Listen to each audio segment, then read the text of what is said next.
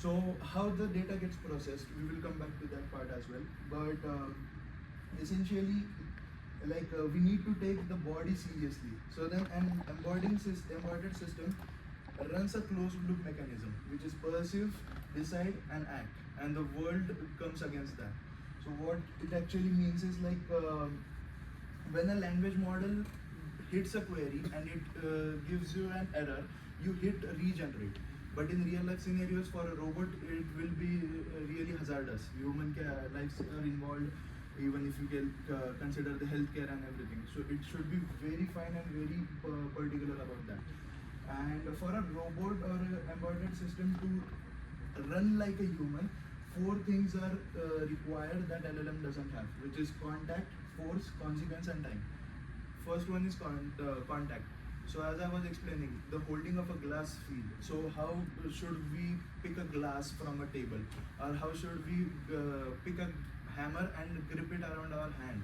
So both are different things, but our hand is self-sustainable in doing that. But how a humanoid robot can be able to do that. So those are the things. Then force again comes with the same example. The glass should be like picked up delicately, and at the same time hammer should be picked up with some kind of force. So those are the So things. how does the video and Yeah, we will come to that point. Yeah.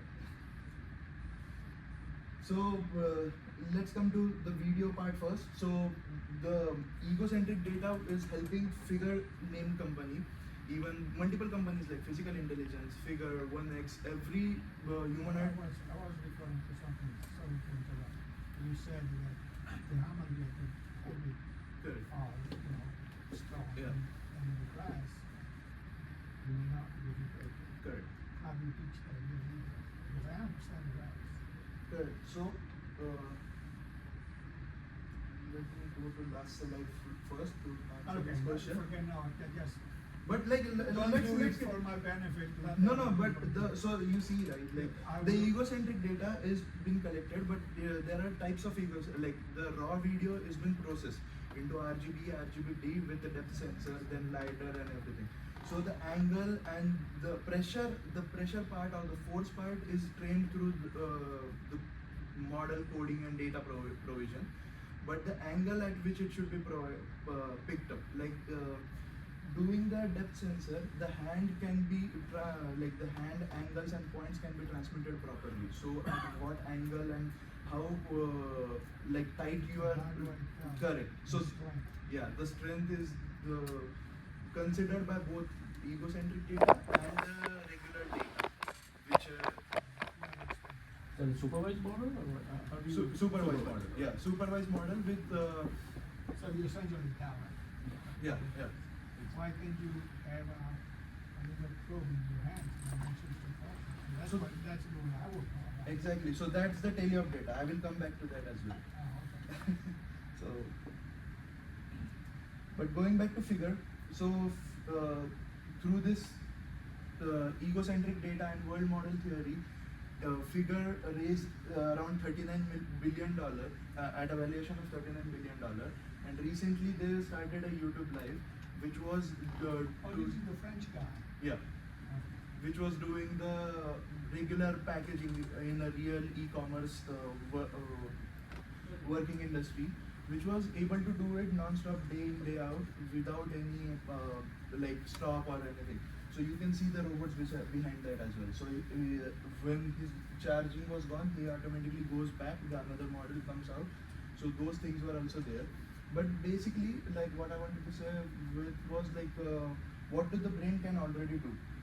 So the abstract for this talk was really about how the companies are doing this. So what deployed capabilities and what extra things a physical AI robotic company can do in 2026, which was not done before. Before, there was only one kind of data provision type, which was teleop data, teleoperational data, which was having those hand gesture, hand sensors on the gloves and everything. And then a human was doing all the actions that are currently doing in the, which are required in the industry.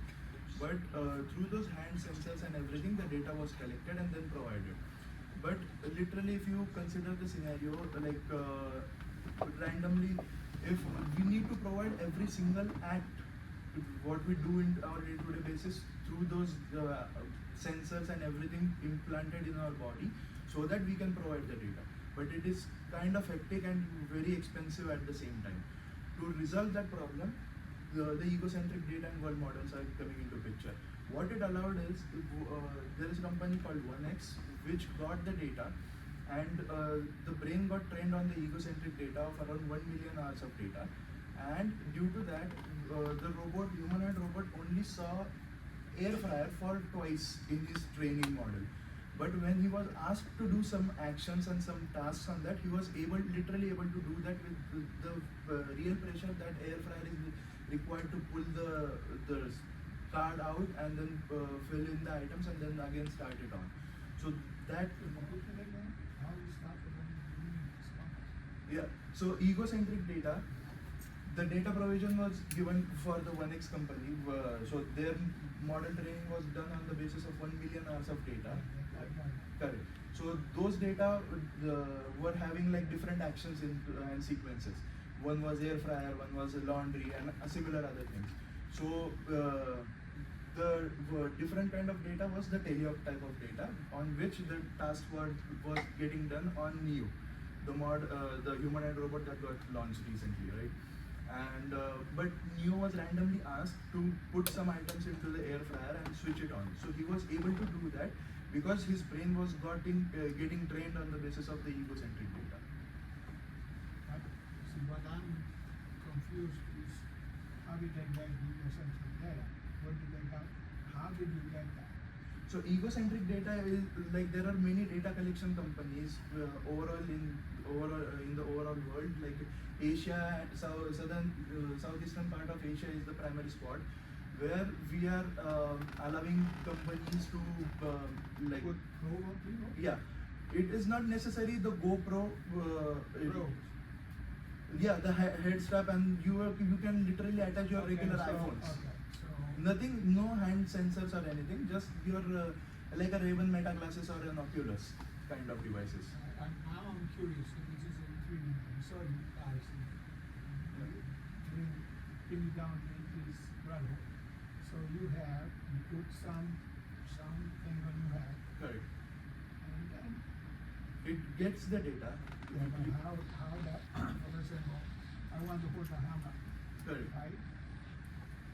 Does this, to me, whenever we have a probe with pressure to see how I move, what's the pressure, right? Correct. The strength Yeah. that I will use it. How do they measure it? So That's what I'm trying to understand. So that all happens in the real-time processing. The pressure, if suppose I'm lifting the remote, I can lift it with two hands, like two fingers. But if the video is having like I'm lifting it through both the hands, the humanoid robot not necessarily needs to lift it by two hands. It senses the weight and then it reacts on the weight that how he needs to pick that up. But for the hammer case, you know that while picking up, we grip it around. So video was around like gripping the hammer. So if the weight is too much, then it will like pick that accordingly. But if it is not, then it will like utilize his two hands or more strength in that.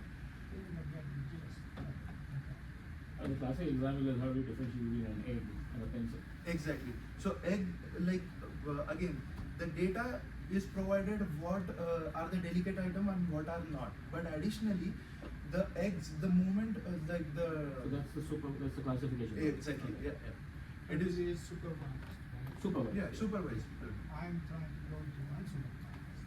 That's why I've been asking this question, but that's okay. Now I understand where I was going wrong. So we can continue. Okay. But one question is that even if it is unsupervised, wouldn't it learn by making mistakes and then realize that it would have to do it? I think the way he was asking, if I understood his question correctly, the videos don't tell how much pressure is exerted, Exactly. right? But one way to learn that could be make the mistake and then correct it. In real time, that's what I was saying. Like on the basis of the weight or and everything. Like if the sensors on the fingertips of the robot as well, How many it can. years do you want me to break? Yeah. It can identify the delicacy of it, and then it can react accordingly in the real time. And for that, the supervised classified data is needed to be provided. But yeah, good thought over here. And this is the money page. Like since 2026, the CES conference, $55.8 billion.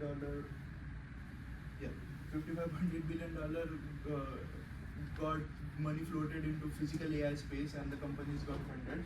Many of which are building their own model companies, many of which are just with the data collectors part of it. So basically, there are two types of companies moving around: the data collections and the model companies. Data collection are really getting paid well just to collect the data. Tesla, Nvidia, Meta, even OpenAI launched their own robotic branch of it recently, like within a month. So those all things, like everyone is trying to find the right data, because even if you consider like getting 10 hours of per user data, it is not necessary that all 10 hours. Mechanical engineer. Huh? I do mechanical engineer. Software engineer. You need a mechanical engineer to deal with. Sense. So what is the response of the data companies? Are they giving you clean data? Though both are available. Like if Meta is already building their own infrastructure layer, so it won't need the clean data. It can get the raw data and then it can process it. So for the rates around here, like raw data are paid around $10 to $12 per hour, and the process data is getting paid around $60 per hour. And like when you need 1 billion hours of data, the money is insane. But the model needs clean data. Yeah, exactly. Model needs, at the end, when the model is getting trained, the input needs to be very The clean. problem is that I understand video. I do the video, it's the rest of the stuff. Yeah, it's the pressure piece. Pressure,